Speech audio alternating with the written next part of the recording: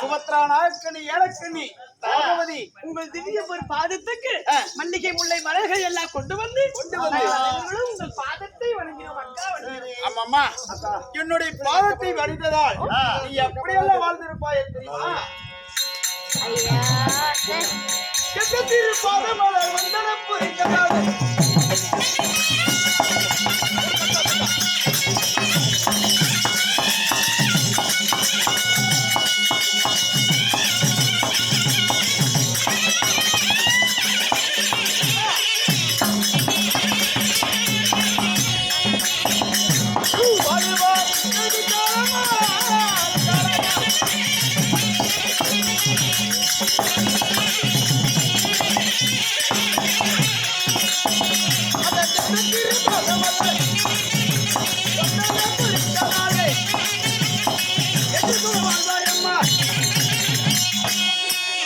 அம்மா எந்த திருப்பாதமானால் வந்தன புரிந்ததால என்றுமே மங்கள குங்குமத்தோடு மங்களயமாக இருப்பார்கள் அக்கா.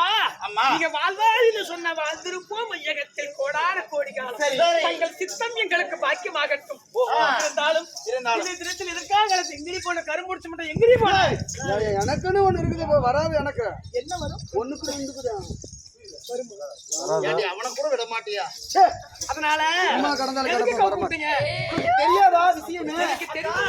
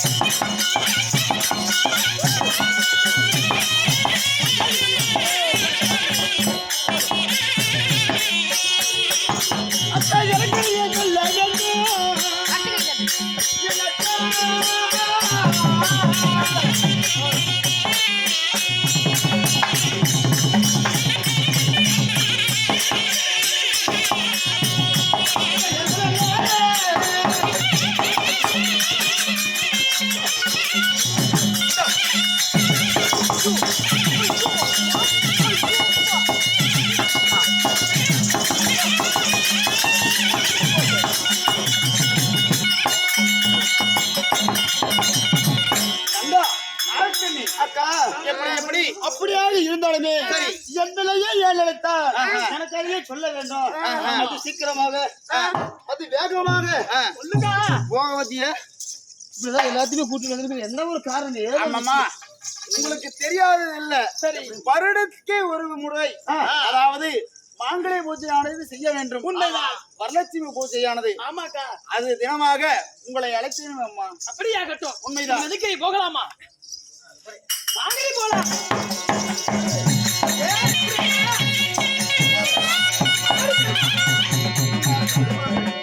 ஊருக்கு போயிட்டு அக்கா நான் குளிச்சு சரி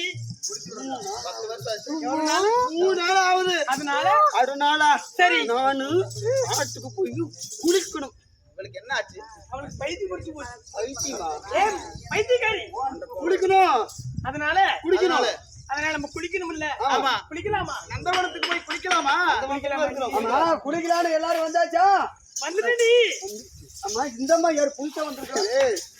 அவன் வந்து புதுசு. நான் தான் பாம்பு. ஆமா அம்மா குளிச்சு எப்படி குளிச்சோம்?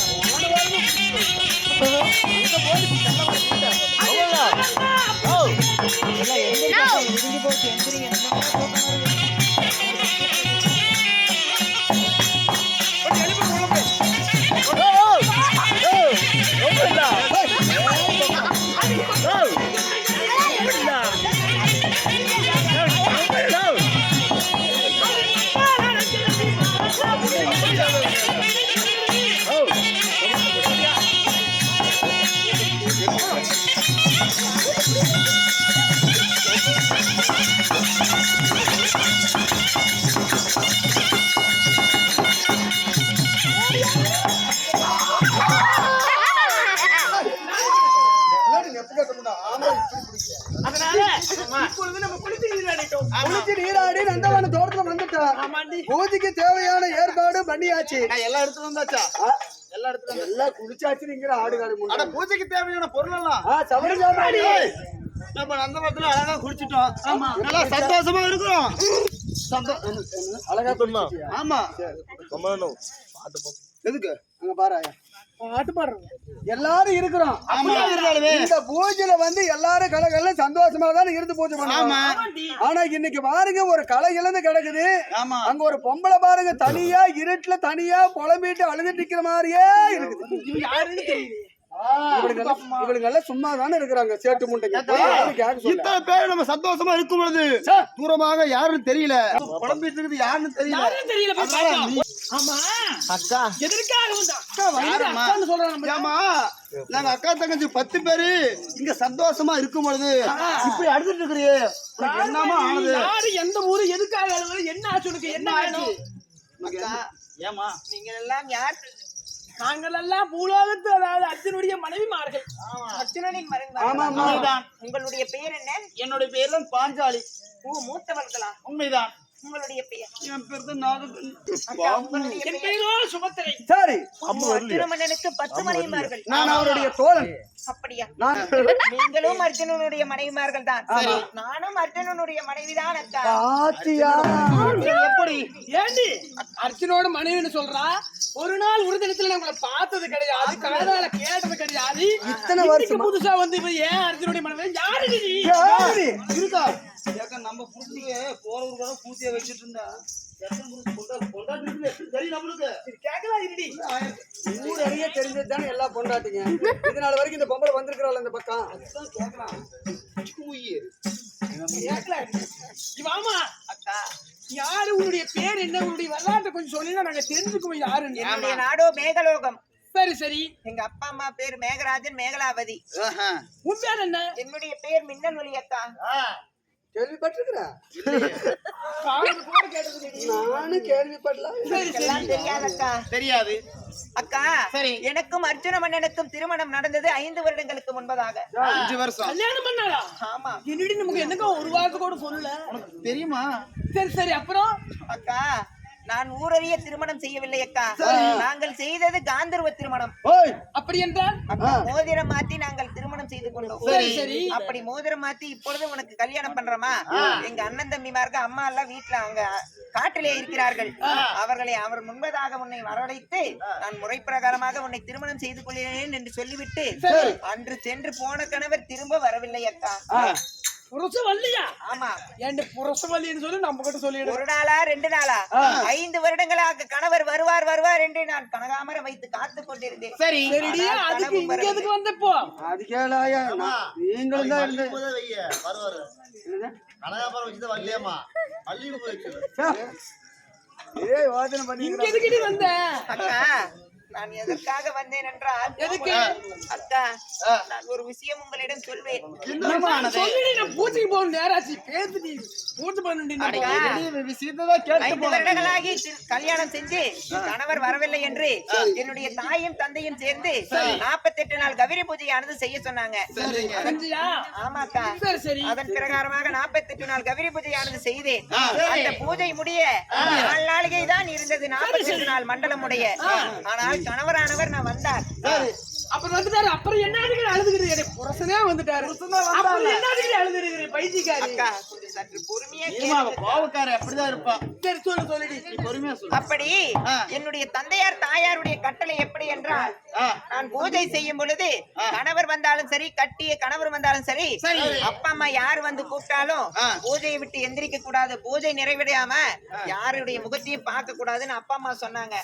அதற்கு எனக்கு நானும் கடூரமான தவத்திலே இருக்கும் பொழுது கணவர் அந்த நேரத்துல வந்திருக்காரு. என்னை ஆசை வார்த்தைகள் கூறி எத்தனையோ முறை அழைத்திருக்கிறார்.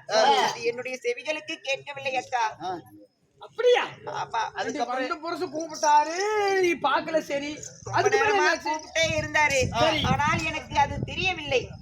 அப்புறம் அங்கார கோபம் கொண்ட நம்முடைய கணவர் என்ன செய்தார் தெரியுமா? என்ன செய்தார்? நான் தவம் செய்து கொண்டிருந்தேனே அந்த சிவலிங்கம், அந்த சிவலிங்கத்தை காலால் எட்டி உதைத்து விட்டார். எட்டி வச்சுட்டாரா? உலகத்திற்கெல்லாம் கடவுளால் உங்களுடைய சிவனையே காலால் உதைத்தாரா? அப்படி எட்டி உதைத்து பூஜையை அலுங்கோலம் செய்து அப்படி அலுங்கோலம் செய்த உடனே யார் என்று தெரியவில்லை, எவர் என்று தெரியவில்லை. நான் திடீரென்று எந்திரித்து பார்த்தா யாருன்னு தெரியல. ஆனா யாரோ என்னுடைய பக்கத்தில் இருந்தது போல் தெரிகிறது. அவரை பிடித்து கீழே தள்ளி விட்டேன். தள்ளிவிட்டு அப்படி இப்படி தள்ளி விட்டேன். இப்படியே தள்ளி விடுவேன். செஞ்சுதாக்கா காமிச்சேன். சரி சரி. அப்புறம் தள்ளி விட்டு அப்படி தள்ளி விட்ட உடனே நம்முடைய கணவருக்கு என்ன ஆனது என்று தெரியுமா? என்னதான் ஆச்சு? மண்டையானது உடைந்து விட்டது.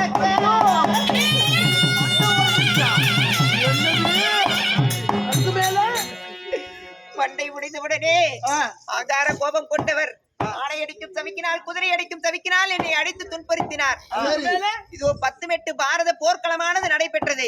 அப்பேற்பட்ட பாரத போர்க்களத்துல ஒரு நாள் ஒரு பொழுது என்னுடைய உடலில் விண்ணப்படாத மேனி விண்ணப்பட்டதில்லை, காயப்படாத மேனி காயப்பட்டதில்லை. கேவலம் காலோட சூரம் செய்ய ஒரு காமாட்டி பொம்பளை உன்னால இன்னைக்கு என்னுடைய மண்டை முடைந்து விட்டதே. நான் எப்படி என்னுடைய அண்ணன் தம்பி மூஞ்சில முழிப்பேன்னு சொல்லிட்டு என்னை அடி அடி என்று அடித்து விட்டு சீல ஒண்ணு சொல்லிட்டு போனாருக்கா. என்னடி சொன்னாரு? அக்கா